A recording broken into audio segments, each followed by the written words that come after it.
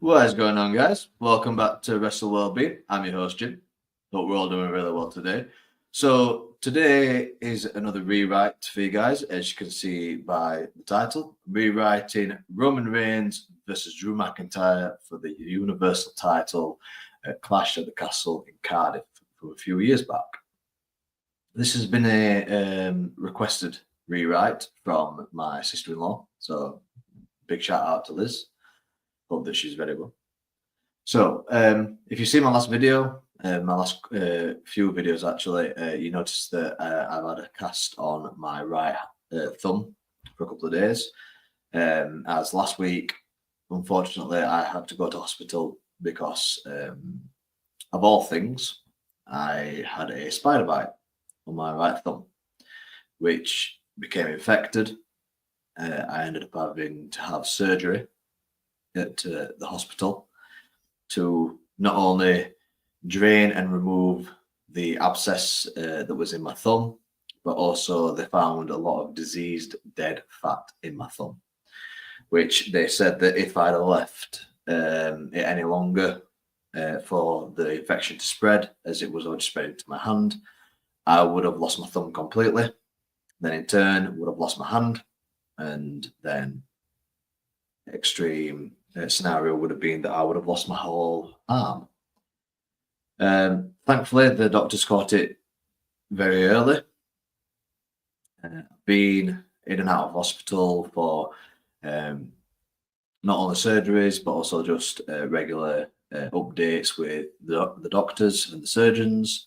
Very happy to announce that at the moment, I've just got quite a small bandage on, small dressing, as the doctors are very happy with the stitching that they've put on my thumb, very happy with how it's healing. So we should be all good. And they're very happy just with the recovery overall. So that's all good news. So I'm going to jump straight into this. What I've done is I've actually rewritten this rewrite a couple of times because I've noticed that in my past videos, they've been quite short. I've done about 15 to 20-minute videos now. I want to take a bit of I'm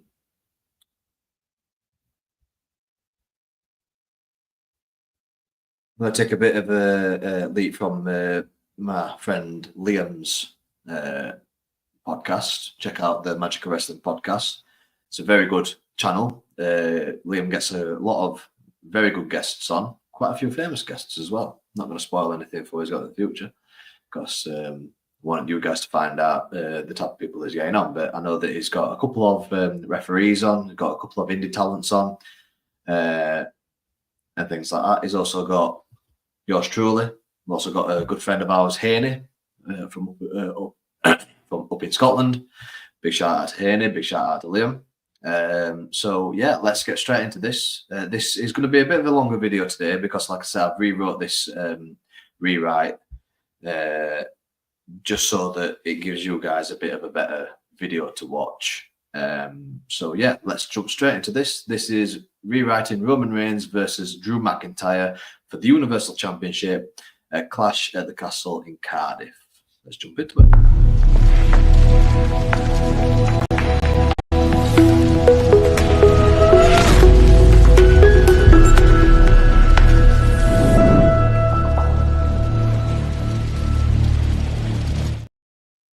So, on with the booking. Principality Stadium, Cardiff. The camera is above the stadium itself, looking into the night sky, a deep indigo, the floodlights of the stadium itself cutting through the darkness like beacons. The camera transitions inside the stadium to the crowd, where the air crackles with anticipation, a tangible energy that vibrates through the 60,000 plus strong crowd. As the crowd drops silent, the first notes of Roman Reigns' theme, that deep guttural rumble, hit with the force of a physical blow. The boos erupt from the crowd, a visceral wave of sound that washes over the arena. On the giant screens, Images of Roman's dominant reign flashed. Title defences, broken opponents, the unwavering allegiance of the bloodline. He emerges from the shadows, flanked by a stoic Paul Heyman, the Universal Championship gleaming like molten gold on his broad shoulder. His pace is glacial, every step deliberate, each glance a slight declaration of his supremacy. Pauses at the top of the ramp, soaking in the animosity, a slight smirk playing on his lips. He thrives on this. This is what Roman wanted. He wants the crowd against him because he feeds off their anger. He feeds off their hate. As Roman gets into the ring, he puts out his arms for the crowd to acknowledge him. He reaches for the microphone given to him by Paul Heyman. Roman holds it close to his lips. The crowd is unwavering and unrelenting, not letting Roman get a second to breathe. Chants of, "You still suck, you suck, you suck." And they always have a popular F you Roman. Roman says with a lioness roar, "Cardiff, acknowledge me." The boos are even louder than before. As Roman gleams at his handiwork of riling up the crowd, the camera pans to black. Then the opening melancholic guitar riff of Broken Dreams pierces the air. We see the old theme. We see the old Titantron from Drew's first run in the WWE when he used the Broken Dreams music. A collective gasp ripples through the stadium, followed by an explosion of cheers that threaten to lift the roof off the stadium itself. The screens transition to images of a younger, hungrier, possibly a little bit more naive Drew McIntyre. His journey filled with setbacks and unwavering determination. Drew emerges bathed in a single spotlight, his face a mask of intense focus. The crowd sings along to the lyrics, a powerful, emotional chorus that underscores his long and winding road to this moment.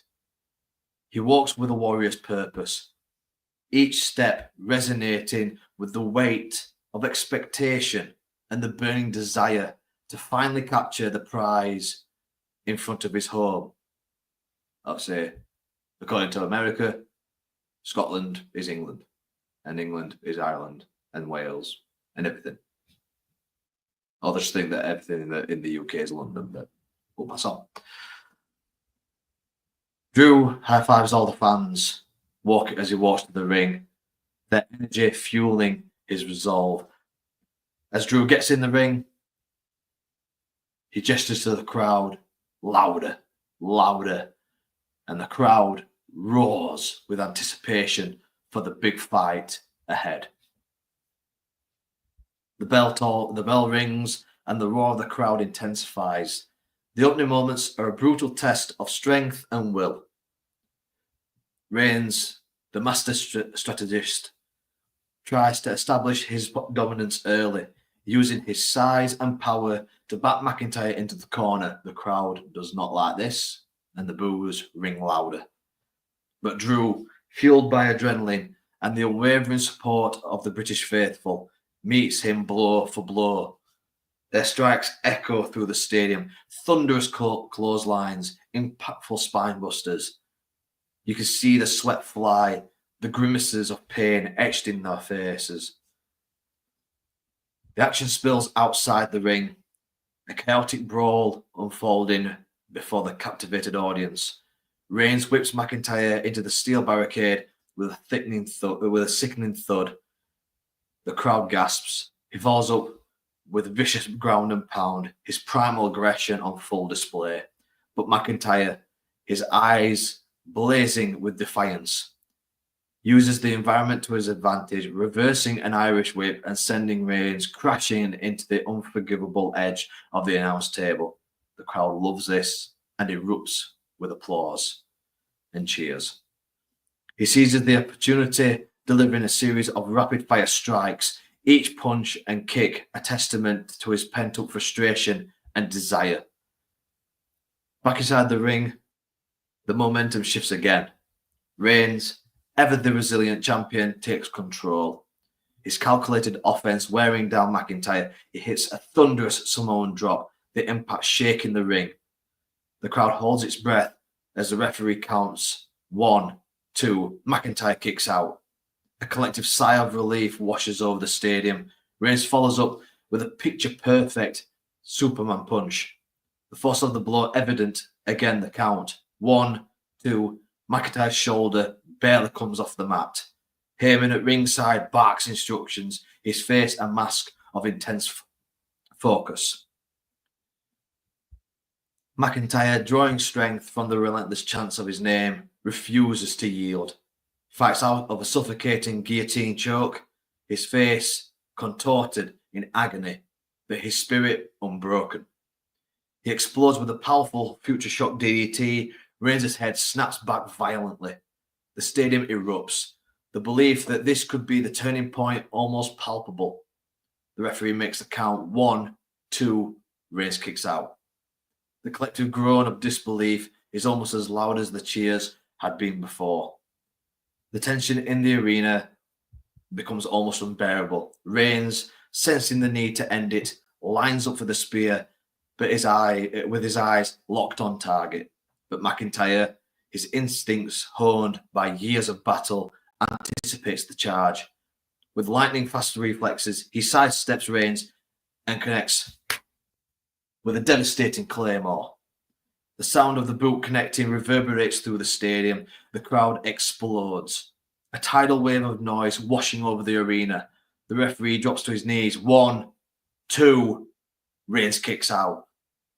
The shock on the faces of the crowd is mirrored by the disbelief on McIntyre's as both men lie exhausted on the canvas, gasping for air.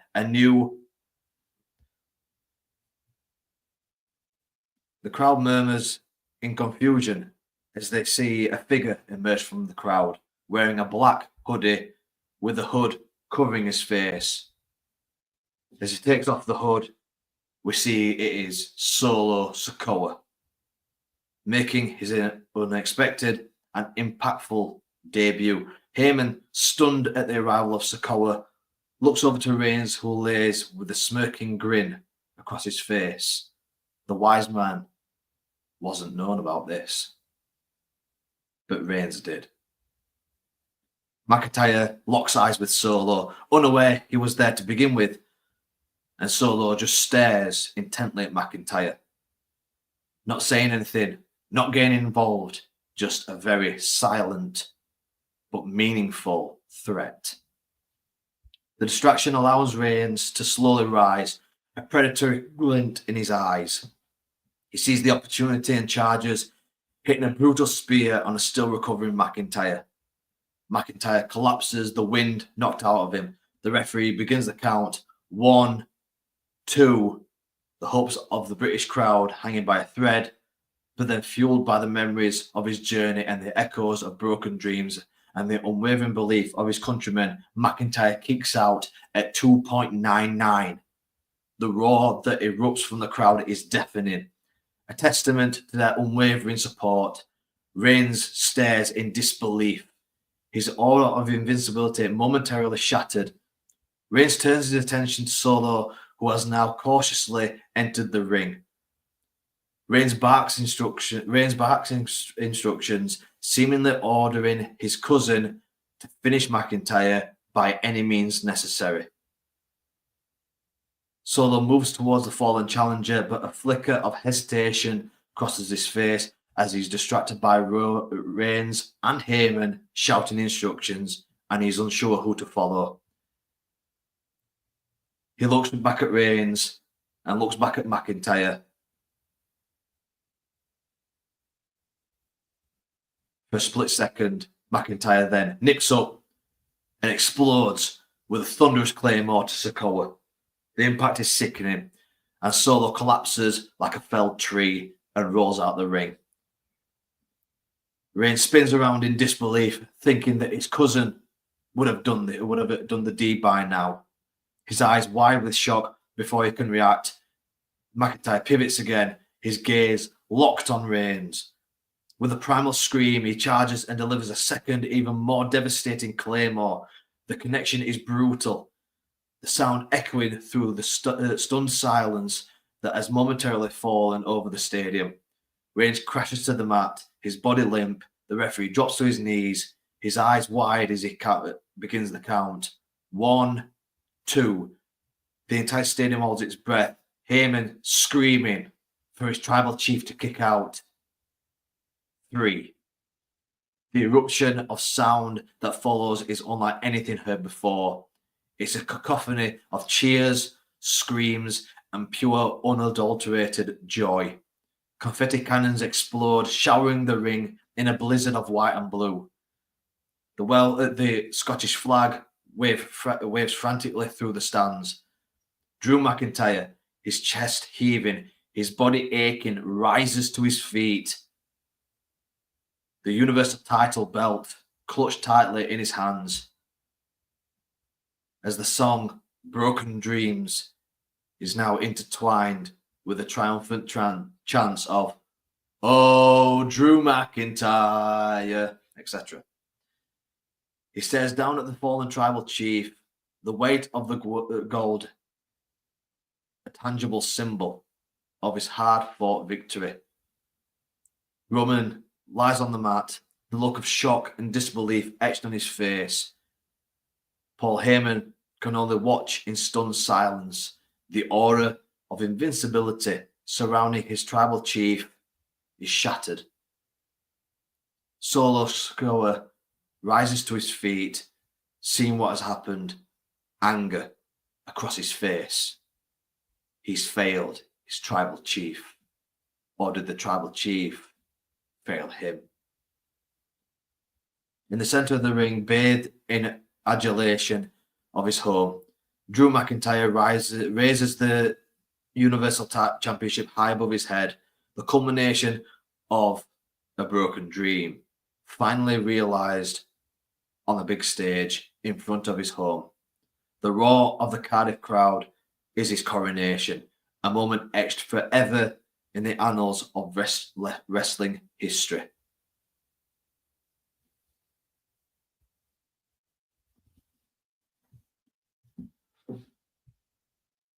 As we all know, in real life, that's not how it went, and there was quite a lot of people not happy with the ending. Obviously, people from the UK wanted McIntyre to win because he's a UK superstar.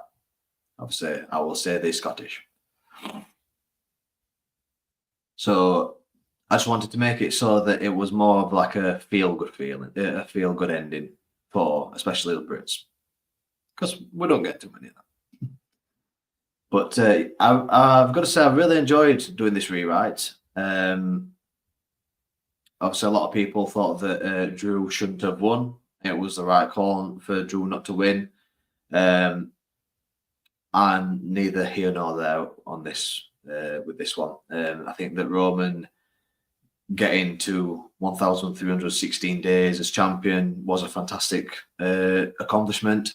Yes, he never turned up. He never showed up. He kind of went into Brock Lesnar mode from, I think, was that the late 2018 era sort of thing. But yeah, I quite enjoyed this rewrite. So I've got a couple of rewrites left to do for this series. I'm going to leave my personal favourite. I'm going to leave to the end.